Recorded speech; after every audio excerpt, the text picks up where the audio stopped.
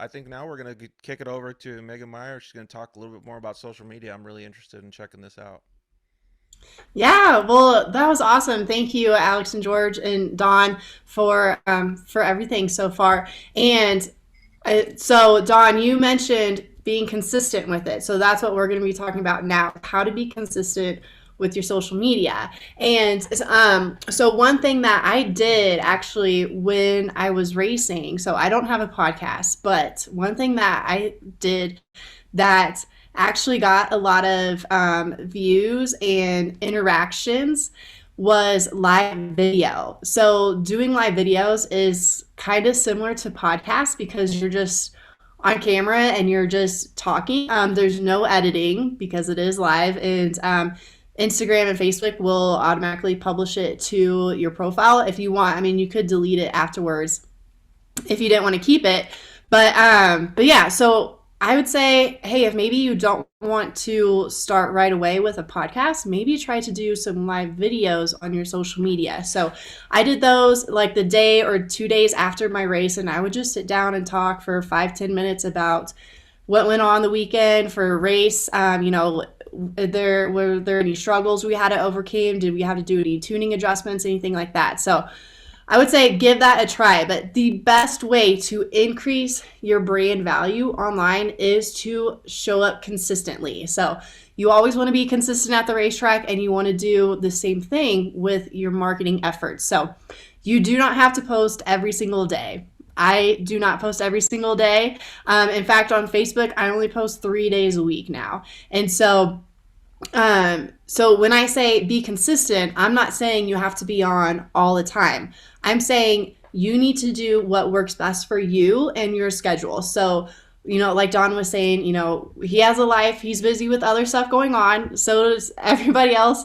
And so people, if you can show up every day, that's awesome, but you don't have to. So see what works for you. Is it 3 days a week? Is it 4 or 5? Is it every other day? See what kind of works best for you and your schedule, and make a plan around it and stick to it. So around like 5 years ago, or maybe a little bit longer. So it was really important on social media to have a very aesthetic, professional looking grid on Instagram. And so I don't know if you guys remember this. I remember like a lot of people said, their top 9. So their first 9 posts, whenever you go to someone's Instagram profile, they wanted their top 9 pictures to look absolutely perfect, and kind of, you could do a little puzzle grid where they all tied together.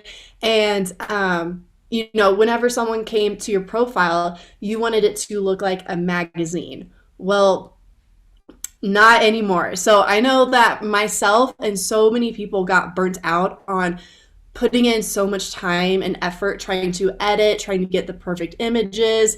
And this was even really before video became popular on social media. And so just all this time for editing and trying to get the right shot and using stock photography, those days are in the past. And now we're really focusing on being more authentic with your social media. So like I said, myself and others got burnt out on it. And this is kind of like where the influencer term kind of became popular. And so a lot of like the big influencers, that probably worked for them. But for regular people, for people that are, have less than 5,000 followers, trying to have that perfectly, magazine editorial look on their social media, you probably never even got compensated for it, because it's just you editing your own photos, putting in the time for, maybe just to get a couple likes on your pictures. And so now the shift is trying to be really authentic with it. And, I really think this shift happened in 2020 in the online space, because of everything that happened with the pandemic. And, everybody pretty much jumped on social media if they weren't already on there, with with TikTok coming out as well. And you would see just a lot more people being real online. So I'm saying that, you want to still show up as yourself, but don't just go out and post anything that's out there in your camera roll. You still want to have pretty images. good videos, you want to have good lighting, but the message is more of the priority instead of the editing nowadays when it comes to your social media. Because the purpose of social media is to really reach people and have a conversation with them. So this kind of all ties back to what they were saying about interactions online. So whether it's a like, a comment, a save, a share, a follow, all interactions and engagements starts from the message that you're sending out on social media. And if people are agreeing or if they like what you have to say, or even if they dislike it but they leave a comment, that still counts as an interaction.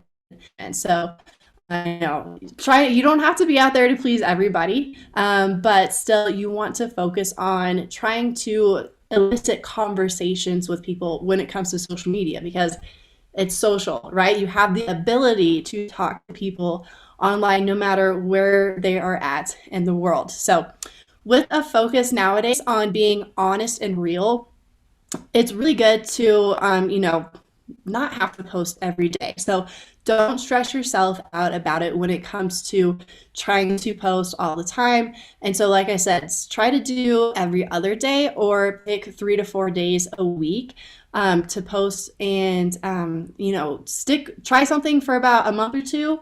See if that works. See if, if you have a little bit more time, maybe you could do another post, or maybe you could spend that time working on engagement and interacting on other profiles.